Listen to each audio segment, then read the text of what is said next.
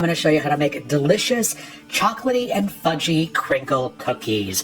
These cookies are crunchy around the edges, soft and fudgy and gooey in the middle, covered in powdered sugar. They are just absolutely incredibly delicious, and they're super easy to make. So without further ado, let me show you how to make them. So for this recipe, you're going to need 1 cup of plain or all-purpose flour, 1 teaspoon of baking powder, half a teaspoon of salt, half a cup of Dutch processed cocoa, 1 cup of white granulated sugar, a 1/4 cup of vegetable oil or an unflavored oil, 2 large eggs, and 1 teaspoon of vanilla. And you're also going to need about a half a cup of powdered sugar. So the first thing I'm going to do is get my dry ingredients together. I've got my 1 cup of all-purpose flour here. I'm going to add in my baking powder as well as my salt. And using a fork, I'm just going to mix this together so that way when I add this to the wet ingredients, I don't get any lumps of baking powder or salt in the finished dough. Once you get that mixed up, you want to go ahead and set it off to the side. Next, in a large bowl, I'm going to add in my sugar as well as my cocoa powder.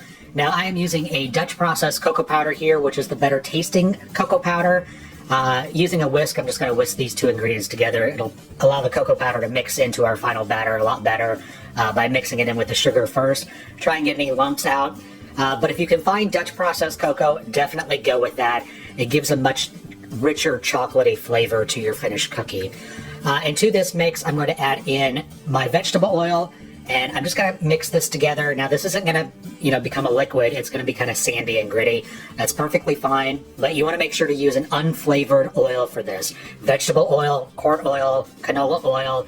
Do not use olive oil because your cookies will taste like olives and not what you want. Now, once all your sugar and cocoa powder has become moistened with the oil, you can go ahead and add in your 2 large eggs as well as your teaspoon of vanilla extract. And again, using a whisk, I'm going to whisk this mixture together. Now, if you want to do this whole process in a stand mixer, you by all means can go ahead and do that. If you want to use a hand mixer, that's fine too.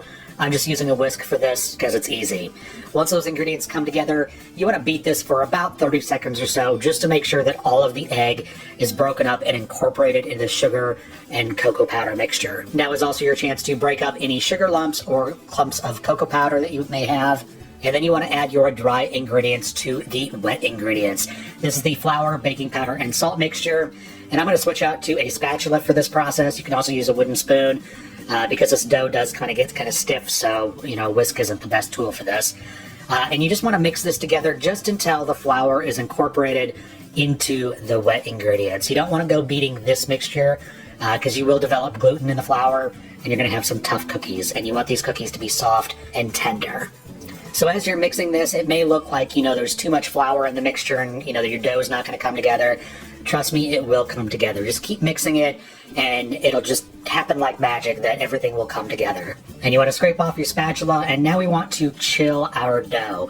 You don't want to bake this dough right away. It's more like a batter. So what's going to happen is it's just going to spread out all over your cookie sheet and it's just going to make a mess. You're not going to have individual cookies. So you want to cover your bowl with saran wrap and you want to refrigerate this mixture for at least 4 hours. You want to make sure that this dough gets nice and cold before you bake any cookies with it. Now that our dough is nice and chilled, we can go ahead and make up our cookies. And I am using a disher here for this. This is a number 40 disher. It's about 2 tablespoons or so. You don't have to have one of these. You can just use a couple of spoons to make little balls of dough. I'm just going to go straight into my batter and get myself a nice scoop of cookie dough. And I'm going to place that into my bowl of powdered sugar. And basically all you're going to do is make little balls of dough and coat them with powdered sugar and put them onto a cookie sheet. Now I've lined my cookie sheet with a Silpat. You want to line it with either a Silpat or parchment paper. Don't use foil because it'll actually burn the bottom of the cookies. And you just want to place your little dough balls 3 or 4 inches apart, and you want to gently flatten them out just ever so slightly before you bake them. Then you want to bake your cookies at 350 degrees for between 10 and 12 minutes. This is going to depend on your oven, how long you need to bake them for. Just keep an eye on them.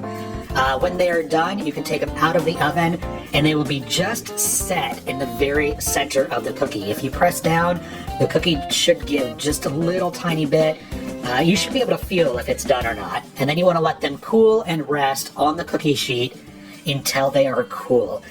Right now, the cookies are going to be super soft, and it's just going to make a mess if you try and remove them from your cookie sheet now, so let them chill. But there you go. That is how you make chocolatey, fudgy, gooey on the inside, crunchy on the outside chocolate crinkle cookies. I hope you